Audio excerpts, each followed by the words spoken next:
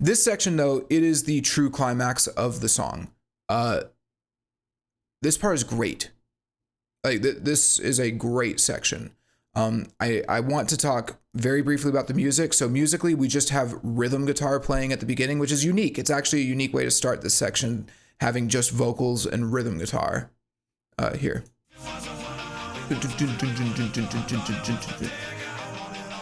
And then the lead guitar comes in, as well as drums, which kind of build up the intensity. Get that little hi-hat. And then we get a snare roll to build it up. So yeah, that's what's going on musically. Lyrically, he is saying, I guess it wasn't what I wanted, wasn't really what I thought it was the day I got it, I want it all to go away. Right? They say, I thought it was the day I got, but I think it's implying like, thought it was the day I got it. And then he says, I want it all to go away. So there's a lot to say about this section. So first off, if the prior section was like that peak raunchiness where he's like, oh, just on the bus is the best, you know, it's, if that's like peak raunchiness, this is like reflection. This is like that self-reflection. You can even say like a little, you know, post-orgasm clarity happening here, maybe. But really what it is this is the self-reflection. This is that inner monologue of like all the conflicting thoughts going through his head, and the confusion that comes with it. And so, you know, and I always love it when artists are able to like kind of show, don't tell. I know that's like super basic show, don't tell, but it's amazing how many musicians today just don't seem to understand that. Because you can show things with music. You can actually show it with the sound. And so the fact, I know it's simple, but the fact that the vocals are actually bouncing around the stereo spectrum, like you have one line in the right speaker, one line in the left speaker, then on the right again, it's bouncing around. Like listen for that. Listen to how each line. Really wanted all to go away. Now, what's funny is he actually has. So let's talk about this from like a musical perspective now that we've kind of addressed the vocals, where he's saying like, I thought it was I wanted, you know, I guess it wasn't what I wanted, but I thought it was the day I got it. I wasn't really what I thought. I just wanted it all to go away. All right, that's what's going on lyrically. Let's talk about the musicality of this. It's almost difficult to break this down because of how many vocal tracks are going on here. I'd say there's easily five because you have at least two in the middle, and then you have each individual line being spoken, but then the lines are all overlapping. And so that gets us up to six, because if, you know, I guess it wasn't what I wanted is harmonized, and then that goes over wasn't really what I thought, and that's also harmonized. That's four right there. And then you have two vocals at least, bare minimum, in the middle, sort of doing the ambient thing. And I think it's the same, I'm pretty sure it's the same ambience that we heard at the beginning of the song here.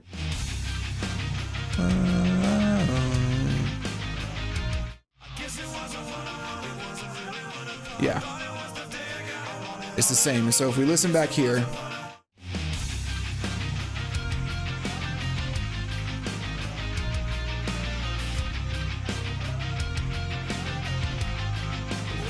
I think that's four. I could be wrong. It's hard to tell. It's mixed really well, and he did a great job with it. You know, it's tough to tell. I think it's at least four. I think there's two highs and two lows, maybe even five with like a little background, like another harmony in there that's kind of buried in.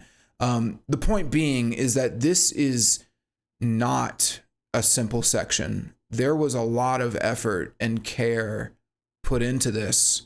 It is very difficult to compose something like this, way more difficult than you would think. And so, yeah, it accomplishes a couple things. First off, it just gives the song compositional depth. It just shows that the people who made the song are not like amateur musicians. They know how to harmonize, how to layer things, how to put things together. They are talented musicians. They had a talented producer. This isn't like amateur hour here. Your whatever your thoughts are on Nickelback, like you can't be bad at music and make something like this. Like this is difficult to do. Second thing, from a thematic standpoint, it highlights the confusion and the inner turmoil of the relationship. It actually portrays it to us with the vocals going back and forth. Again, that's awesome, and that's kind of the whole idea of the song, is like him being confused, thinking about the relationship in the past tense, trying to work it out, and the fact that like he was able to, the fact that they showed that so well here. It's probably the best way I've ever heard a toxic relationship get portrayed, or one of the best ways, at least, through just the music, like no lyrics at all. But then when we get to the lyrics, and this is like a really important thing, I think a lot of times songs are kind of nervous to give a final say on like what the point of the song is. I think this song did a good job of kind of doing it, but also not really doing it, because listen to the way he says the final line, which is, "I want it all to go away." Right here, sorry. I thought I had it.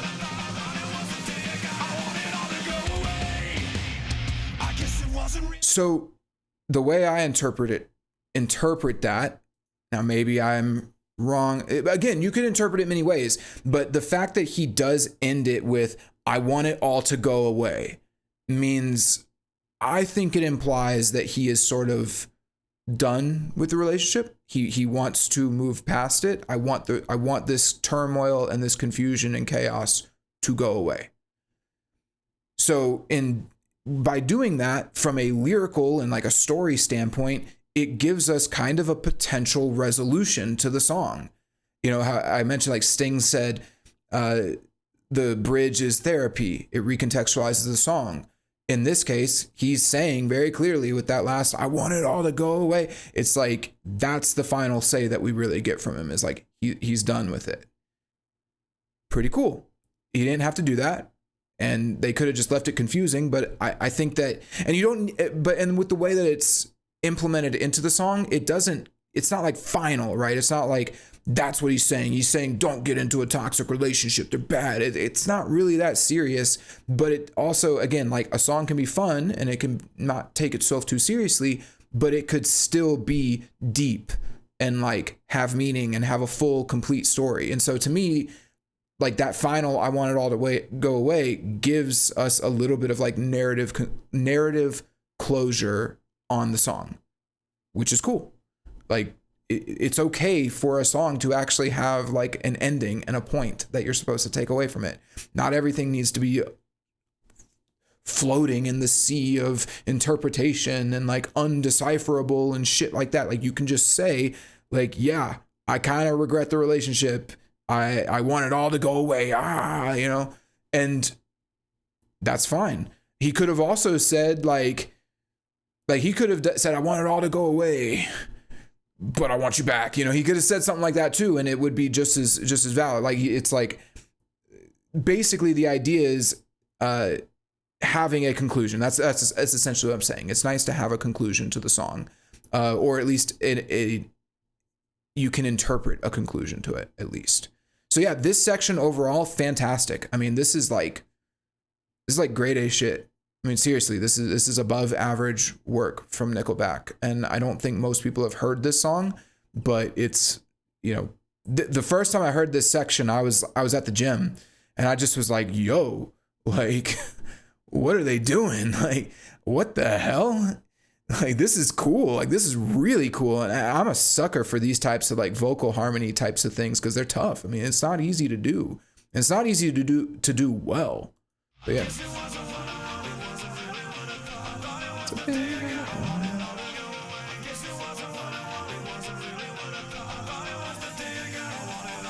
Yeah, I mean, just all the harmonies and everything, very tough to compose something like that. And to have it fit so well from a thematic and a narrative standpoint, again, that's the extra credit stuff. That's the stuff, like, that's that extra little bit that shows that they put a lot of care and attention into the song. And yeah, they should get some appreciation for it. I'm giving them their flowers for it. It's really cool. So yeah, anyway,